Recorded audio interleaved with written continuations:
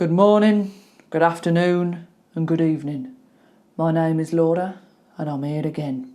But today will be a little bit different. I grew up around Birmingham, so I know what a Brummie sounds like, alright? Now I've heard there's something called a TV, and I've heard that on that TV there's a TV programme set in Birmingham called Peaky Blinders. But I've also heard that lots of the people in it are not from Birmingham, but they do very convincing accents. So today I'll be watching, criticising, giving my judgment, making sure you know the difference between a real Birmingham accent and a phony one.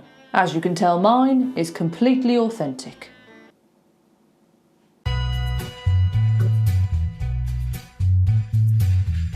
You might be wondering, why do I need to know? Well, if you're learning English, you need to know how to understand lots of different accents. The more you know about an accent, the more likely you are to understand it. Okay? Done. I'll be watching these clips on my phone. Just ignore the fact that I'm supposed to be from about 1920 and just, you know, it's a phone from 100 years in the future, but I've got an imagination, you've got an imagination.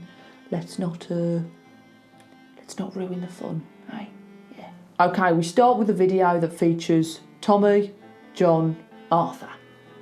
Well, you disappeared on us, but, well, me and John, we just want to say that... Arthur, shut up.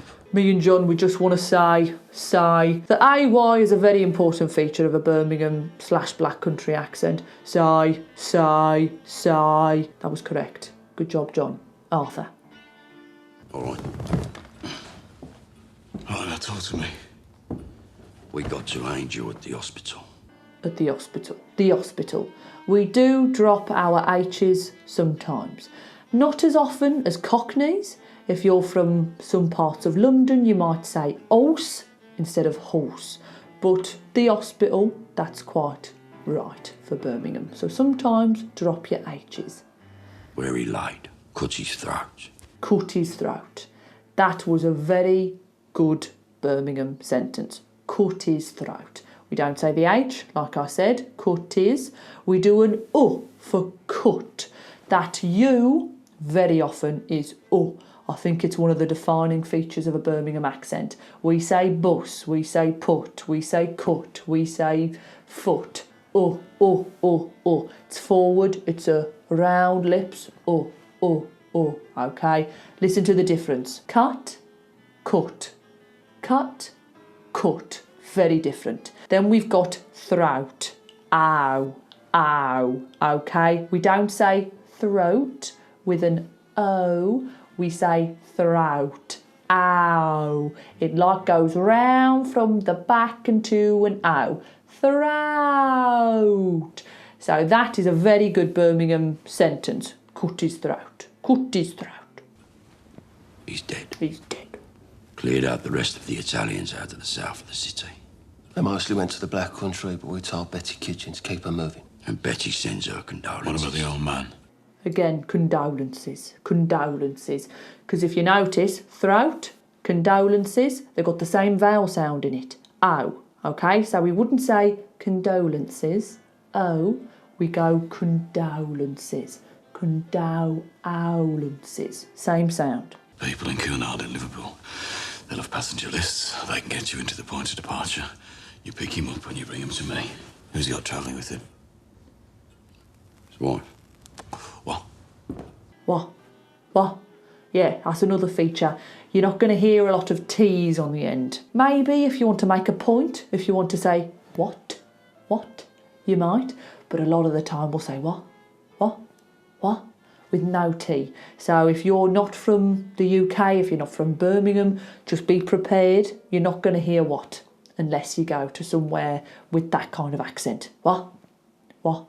His wife. So shoot her and bring him to me. My personal opinion, as someone from Birmingham, I've always thought that Arthur Shelby's got the best one. I believe the actor, I think he's from London. I don't know where, but he's from London, but I think he's got probably the best, most believable Birmingham accent. So obviously it's not perfect because he's not from there, but it's good. Good woman. Well, if she's a good woman, then she'll go to heaven, eh, Arthur? Then she'll go to heaven. Go. Again, O. Same as throat. Condolences. Go. she'll go to heaven. Go, go, go. Not go, she'll go to heaven. Heaven, no H, she'll go to heaven. Good, very good, I'm impressed. Just do what's on the list. Nothing else, then burn it. Then burn it, burn it. When you do have a tea in Birmingham, a lot of the time it's quite soft. Burn it, burn it. Almost like a whistle could be heard. It. Very soft, very good. Good from Cillian Murphy there. And he looks mighty fine doing it. If you ain't gonna be there, you're gonna have to tell us something. Something. If you hear a sound that normally with RP would be change it to something. And he doesn't say the G on the end of ing. That's quite common as well. Something, nothing.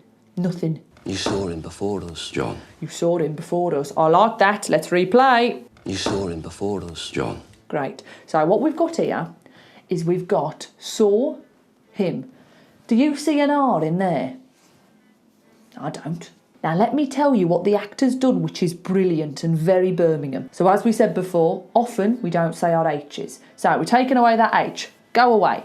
So now it's saw him, okay? Still no R. Where's the R? But what we do in a lot of accents in the UK, especially Birmingham, is if we've got or and then a vowel after it, we're going to pretend that it's spelt like this, like door, because it's the same sound, right? Saw, door. So we're going to link the R over to the next word, saw him. You saw him. You saw him before us. And with both R's, he's tapping them a little bit. So a bit like how you would make a D, duh. That's kind of how he's doing the R. You saw him before us, only slightly. Very good, very impressed. Let's move on. Let's watch a very iconic scene, shall we? You know what scene I'm going to watch. I'm telling you now, we got lost. Come on. You really need to do a map. That sounded a little bit Cockney. It was a little bit Cockney the way he said, you do need to do a map. Do. It's that like Cockney D. It's like if you're a Cockney, you kind of put more pressure behind your D. Do. And it's a bit more tonguey, like you press the tongue against the back of your teeth. You do need to do a map. It sounded a bit more Cockney, but it's all right. It's okay. Sometimes I sound Cockney. It's all right. It happens. Right, boys, you're all here. You're all here. Great. Tapped R. You're all here. You're all here. A bit like a D. You're all here. Today, this is a fucking wedding day. Yeah, and you said there'd be no bloody uniforms. No bloody uniforms. No bloody uniforms. Can you hear those sounds? Ow. Oh, it's great. Good accent.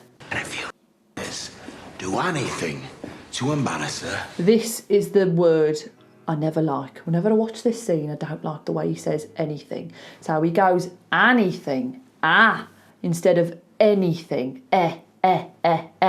He kind of does a wider anything. The rest of it's great. It's good. It's really good. But I hate that sound. It stresses me out. What? What about Snow? I think he is from Birmingham. Forgive me if I'm wrong, but I think he's from Birmingham. I can hear it in his intonation. What about snow? What about snow? Snow? That's very Birmingham, going up like that, the end. I think he's from Birmingham. I've got a feeling. No fighting. Right. No fighting. No fucking fighting. No fighting. No fucking fighting! He could, if he wanted to, he could have said no fighting. No fighting. But he's gone for the G, which is all right. Like people in Birmingham do say fighting. That's all right. But it's a bit more common to hear in Birmingham, no fighting, without the G. So maybe it would have been a little bit better if he'd gone no fighting. But it's a very iconic scene. Who am I to judge, eh? Look at me. I'm in my house recording a video like a Peaky blinder. Who am I to judge? Right, I've got to be somewhere, so we've got time for one more video, shall we? We want to know about the robbery you're planning. We want to know about the robbery. She's got the R, robbery, you're planning, and she's got a good wide A, but I think now could afford to be a bit more, we want to know, rather than we want to know. We want to know. Make it a bit wider and it'll be great. Not the factory robbery. The other one. The other one, again, very tight, very forward. The other one. She goes very tight and forward with her voice. She's sort of like this, which makes sense because a lot of Birmingham sounds are very forward, but I think she could relax her mouth a bit more and it might be a bit better. You're not just going to take payment from the Russians, are you, Tommy? You're going to clean them out, is that right? So here she's got that ow. I think probably the only sound that she doesn't quite do is the ow. So you're going to clean them out is what I want, but she kind of goes something in the middle, like you're going to clean them out. She doesn't quite get the ow. You're going to clean them out. That sound doesn't sound quite right. What happens after, when they come for us? What happens after? After. In Birmingham we go after. Overall, I would say this. I've always thought this. It would have been lovely in Peaky Blinders to have some real Birmingham actors in the lead roles. For example, Tommy Shelby being played by a real Brummie. However, then we would have been robbed of Cillian Murphy giving one of the best performances I've ever seen. So I can't really judge. But I think Birmingham is such a hard accent to do because we're not on the telly a lot. Before Peaky Blinders, in my generation, I didn't hear a lot of Birmingham accents. Before my generation, there were things like Crossroads, but that wasn't me. So fair play to them, they did a very good job, considering it's not an accent that we hear very often. But I'm so happy that a TV show like Peaky Blinders came around to show people that there are other parts of the country other than London, and there are different kinds of accents other than just the ones we hear all the time. So I don't want to critique too much, I think they did a really good job. So if you haven't seen Peaky Blinders yet, I highly recommend it. Thanks very much for watching, I'll see you next time, ta-ta!